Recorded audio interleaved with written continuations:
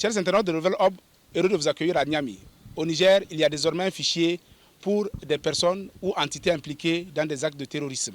C'est une décision du général Abdourahmane Tchani qui a pris une ordonnance pour instituer ce fichier. Cette mesure est diversement appréciée par la société civile nigérienne. À Niamey, la capitale nigérienne, l'ordonnance du général Abdourahmane Tchani qui institue le fichier des personnes ou entités impliquées dans les actes de terrorisme divise les acteurs de la société civile. Cette décision du président de transition suscite des réactions diverses. Il y a eu quand même la signature du Patriot Act qui permet aux États-Unis de maintenir en détention pendant une dizaine d'années des personnes soupçonnées de connivence avec les groupes terroristes. C'est de cette même manière qu'on doit reconnaître à nos pays, à un certain moment, pour faire face aux actes terroristes, à la guerre asymétrique qui nous est imposée, parfois de prendre certaines décisions qui peuvent écorcher la démocratie, qui peuvent écorcher les libertés fondamentales. Pour beaucoup, il fallait effectivement prendre cette mesure forte face à l'ampleur de plus en plus inquiétante que prend le terrorisme. Sans ces fichiers, ils vont prétendre demain à venir, n'est-ce pas, nous regarder sans scrupule dans les yeux pour vouloir prétendre à cette responsabilité.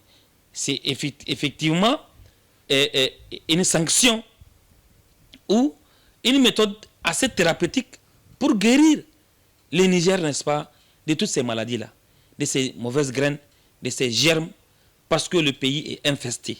Une décision fustigée par Maman Kakatouda, un lanceur d'alerte très connu à Niamey. On a inclus dans cette ordonnance des notions fourre-tout comme trouble à l'ordre public, n'est-ce pas, qui est une notion totalement fourre-tout qu'on a déjà connue dans l'ordonnance portant cybercriminalité. C'est sur la base, aujourd'hui, quand on dit diffusion de données, c'est aussi de nature à troubler l'ordre public, c'est aussi une notion très forte parce qu'aujourd'hui, nous qui sommes très actifs sur les réseaux sociaux, notamment sur les médias sociaux, que ce soit Facebook, Twitter, WhatsApp, facilement on peut nous prendre en disant que vous avez diffusé de contenu de nature à troubler l'ordre public. Les organisations de défense des droits humains appellent quant à elles à protéger les droits et libertés des citoyens. Qu'on laisse aux citoyens dont les biens ont été gelés, ou l'entité terroriste dont les biens ont été gelés, nous pensons que quelque part on doit permettre à ces entités, à cette personne de pouvoir exercer ses voies de recours. C'est tout à fait normal. Et par rapport à la déchéance de la nationalité, nous pensons que c'est une mesure qui a été déjà prévue par une loi. La loi, par exemple, il y a des peines accessoires. Quand vous voyez, avant même l'avènement de ces fichiers-là, il y a certaines dispositions du code pénal font en sorte que dès l'instant où vous posez un certain nombre d'actes, en tout cas un certain nombre d'actes antinationaux contre votre pays, et la justice, dans son bon droit, de façon classique, la justice peut vous condamner à des peines accessoires. Il y a la peine privative de liberté, on peut vous condamner à 10 ans, 30 ans, mais il se trouve qu'au vu de la gravité de la faute, on peut vous déchoir de cette nationalité. Mais le plus important, c'est que la mise en œuvre, l'État doit faire la part de choses. Tout citoyen qui n'est pas impliqué, tout citoyen qui n'est pas...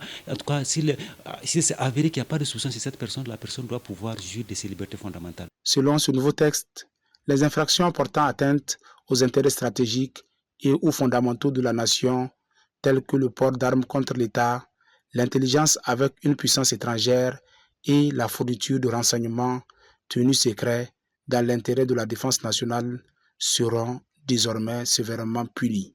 C'était Yasser Ilrich à Niamey pour Nouvelle Ob.